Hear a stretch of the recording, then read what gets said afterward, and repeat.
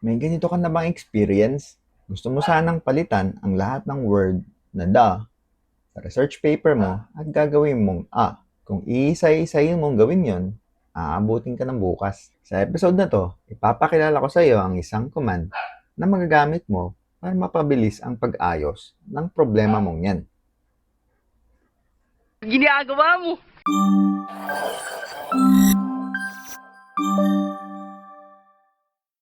Hello mga bata, and welcome to part 18 ng ating series.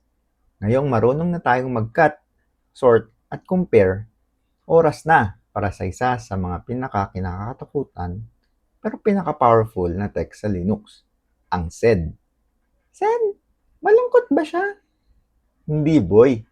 Shortcut yan. For Stream Editor. Isipin mo siya bilang isang automated na text editor na tumatakbo sa command line. Hindi mo kailangang buksan yung file, uutusan mo lang si sed kung anong gusto mong baguhin. Wow! Ayos! Parang robot!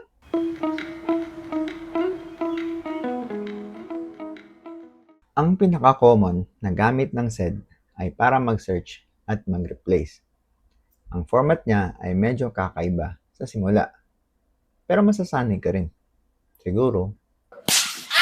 Ito ang basic syntax. Sed s slash find slash replace slash and then the file name. Teka, ang gulo! Ano yung s? Yung s ay para sa substitute. Sinasabi mo kay sed, gusto kong mag-substitute. Tapos, find ang salitang hahanapin mo. At replace ang ipapalit mo. Cat sample.txt. I love cats. My cat is the best cat. Sed s slash cat slash dog. Sample.txt. I love dogs. My dog is the best cat. Oh, tingnan mo. Yung mga cat ay pinalitan natin ng dog. Pero pansinin mo, boy, yung unang cat lang ang napalitan. By default, hihinto si sed pagkatapos ng unang match sa bawat linya.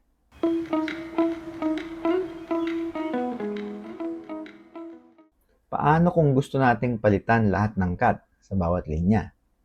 Lalagyan lang natin ng G sa dulo, na ibig sabihin ay global. Sed s slash cat slash dog slash G sample.txt. I love dogs. My dog is the best dog. Okay. Pero pag tinignan ko ulit, yung sample.txt, cat pa rin yung nakalagay. Hindi niya talaga binabago yung file?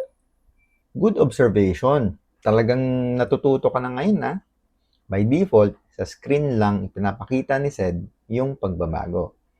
Para permanenteng isave yung changes sa mismong file, gagamitin natin ang -i option for in-place editing. Pero mag-ingat, wala na tong undo. Pag ginamit mo to ay mapapalitan na mismo ang file mo. Ang command ay sed-i s/cat/dog/g sample.txt. Pagtapos niyan, pag binuksan mo yung file, puro dog na talaga ang nandun. Laging mag-backup bago gamitin ang -i option. Okay. Ayos ba tong sed? Kung ayos, edi click mo yung subscribe button.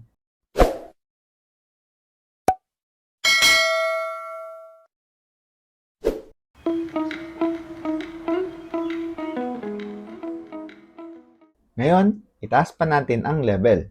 Ang sed ay hindi lang search and replace sa buong file, pwede mo rin siyang utusan na mag-edit o mag-delete sa specific lines lang. Gusto mong palitan ng dog ng wolf sa line 3 lang, ito ang syntax. Sed 3 s/dog/wolf/animals.txt. Sa line 3 lang ang mababago dito. Pwede ka din gumamit ng range. Example, from line 2 to 4 ang gusto nating palitan. Edi sed 2, 4 s/dog/puppy/g animals.txt. Ang lines 2, 3, and 4 lang ang mababago sa command na to. Kaya rin ni sed na mag-delete ng linya gamit ang parameter na d. Example, tanggalin natin ang lines 2 at 3 ng animals.txt. Sed 2, 3, d animals.txt. Ito ang pinaka-powerful, regular expressions o rejects sa SED. Hinahayaan ka netong maghanap ng patterns. Gusto mong i-delete ang lahat ng linya na nagsisimula sa to do? Gamitin ang rejects pattern. sed /caret to do /d to do list.txt. Lahat ng nag-uumpisa sa to do ay mabubura dito sa to do list.txt. Sa pamamagitan ng rejects, kaya mong i-automate ang pag-ayos ng kahit anong komplikadong pattern.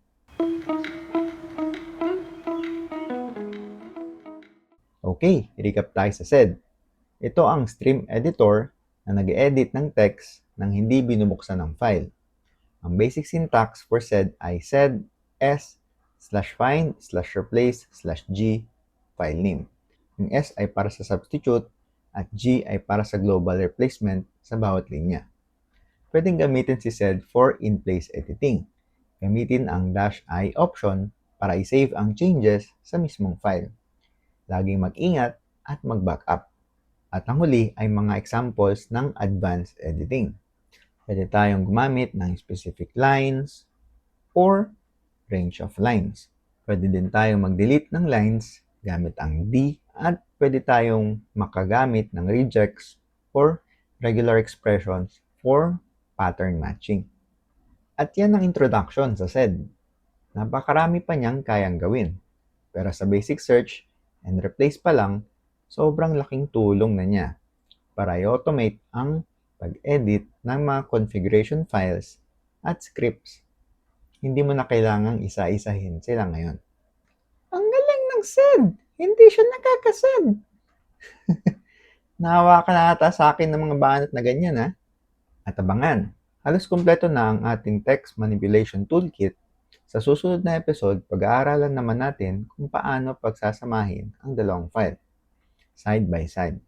Diyan papasok sina paste at join. See you sa part 19.